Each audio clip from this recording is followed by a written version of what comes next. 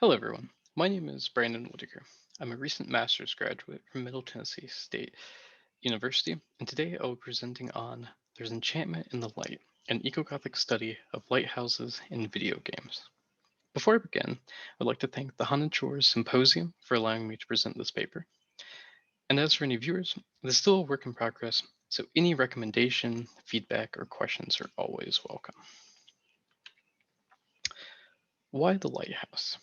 In order to better understand the lighthouse's use, throughout the video games Bioshock, Bioshock Infinite, Life is Strange, Alan Wake, Dear Esther, No One Lives Under the Lighthouse, and World of Horror, I've broken this presentation into three parts.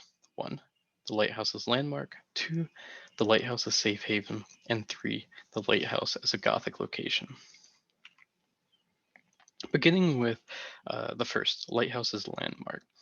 I chose this picture, which is from a lighthouse on Cape Hatteras Island in the Outer Banks, which is located in North Carolina. It's 210 feet, or for most of the world, a 64-meter tall lighthouse that I thought highlighted a lot of the aesthetic qualities and kind of the functionality behind those aesthetic qualities that highlight those very well. Functionality is central to the design of the lighthouse. The height was determined by the location, where it needed to be tall enough to provide ample visibility, both in the daylight, as well as the distance that the light could travel from the lighthouse at night. But it had to be short enough that it wouldn't be hidden by low clouds, which is more of a problem for lighthouses on the Pacific coast or any lighthouse on kind of a cliff base or at like a higher elevation. Likewise, the colorful spirals or paint on the lighthouses serve functionality, specifically during the daytime. Again, the goal of the lighthouse is to be visible at all times because, as Blake writes, they're a maritime beacon that is intended to aid navigation and mark these important places. So they need to be visible. Interestingly enough, this is carried over into how they're utilized in video games. In Alan Wake, the player first gains control of Alan as he is in a nightmare and desperately trying to get to a lighthouse. This first section of the game has the player make their way down from a coastal road, fighting proto-forms of the dark apparitions which will haunt the character throughout the game, all while the light from the lighthouse constantly shines in the distance. And this is viewable on the picture on the right. This is a still taken from the very first moment that you can control your character within the game. And while the road, kind of light in front of you, will draw you that way, the lighthouse in your end destination for this section of the game is always present there in the background from the very beginning. Something similar occurs in Dear Esther. We have this red beacon towering over the island in the distance. And from the very first moment that the game kind of drops you in, you can see exactly where you're going, and it serves as a landmark as you keep walking through this kind of coastal scene. Life is Strange similarly uses the lighthouse in a tutorial instance, just like Alan Wake does. But it also is this unmissable landmark. It guides the player forward.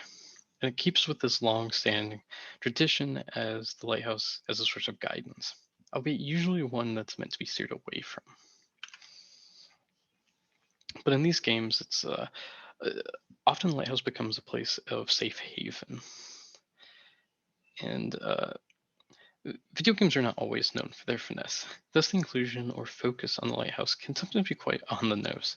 In the case of Life is Strange, the lighthouse is shown at the end of the game to be the only place safe from the monstrous storm and tornado that, depending on the player's choice, can destroy the nearby town of Arcadia Bay. The cliffside location overlooking the town, with its wild deer and isolation, mark a place that Max and Chloe, the game's protagonist, Max being the actual player character, can both escape the town and find a sense of freedom, which directly contrasts the hidden basement, the dark room, where Max's photography teacher has been capturing, drugging, and taking photos of local girls, including at one point Max herself. Alan Wake, on the other hand, really doubles down on the light motif. It's a game about fighting off creatures of darkness with light. A lighthouse, therefore, seems tailor-made as an iconic set piece for the game.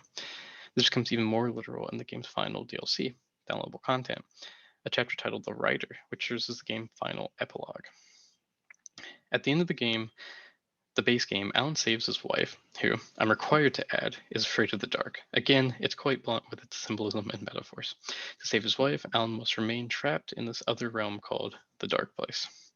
In this chapter, the lighthouse from the prologue returns as a landmark Alan must reach in order to find out how he can escape this liminal place, a space between worlds where thoughts and anxieties can be given form and life.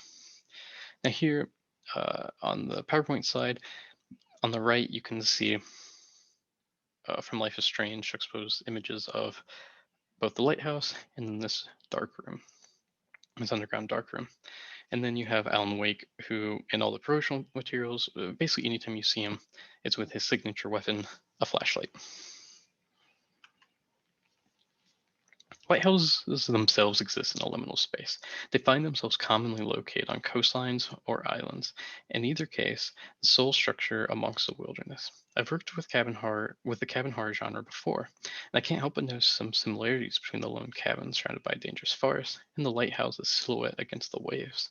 In this slide, I've provided some examples of the lighthouse as a safe haven amid storm in Life is Strange, fog in Sunless Skies, and the sea in Bioshock.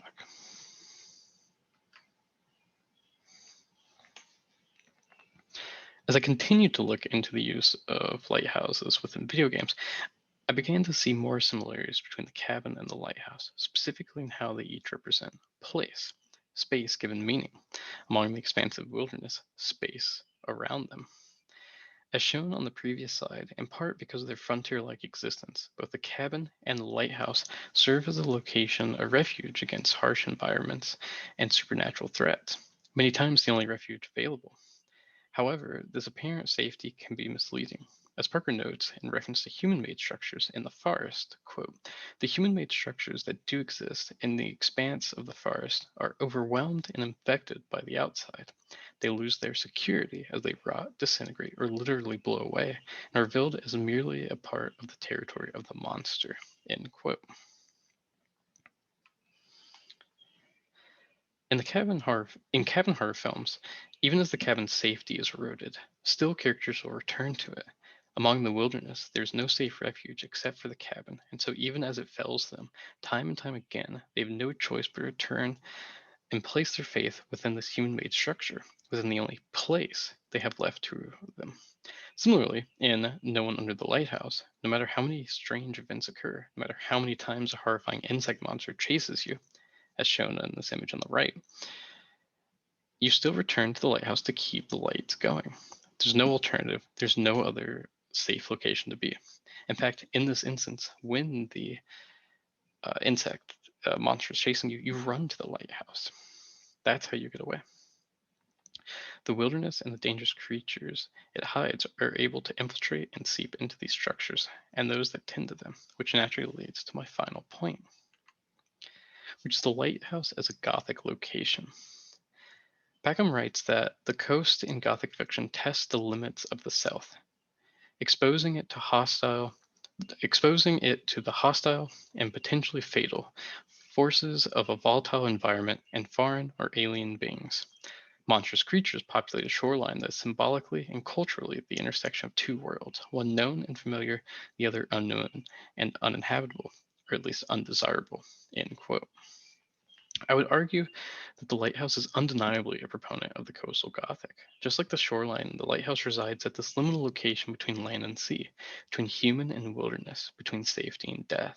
In Moby Dick, after Pip falls off one of the small whaling boats and is left behind, Melville writes, quote, but the awful lonesomeness is intolerable. The intense concentration of self in the middle of such a heartless immensity, my God, end quote. In those moments of isolation, Pip finds that while his physical body survives, the infinite of his soul has drowned. After this event, his fellow shipmates call him mad. It's no wonder then that there are recurring stories of lone lighthouse keepers going mad from their isolation amongst the ocean.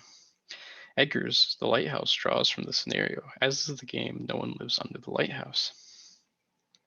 There's no shortage of monstrous creatures populating the shoreline either. In World of Horror, the lighthouse is an inn location where after solving 5 mysteries, the players can attempt the difficult climb up the lighthouse and stop one of several possible nefarious eldritch plots. While in The Witcher 3 Wild Hunt, Geralt can stumble across, quote, a rocky isle covered in a thick fog from which came the screaming of wraiths, end quote. It's therefore understandable why, in 2017, Azevedo explored and argued for a new way for coastal cities to market their now unused and often abandoned lighthouses, dark tourism. In his article, Azevedo noted that the lighthouse's history of shipwrecks and death would attract tourists interested in the lighthouse's darker history.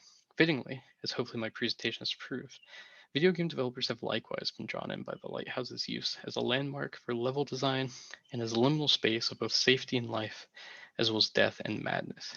There simply must be some enchantment in the light.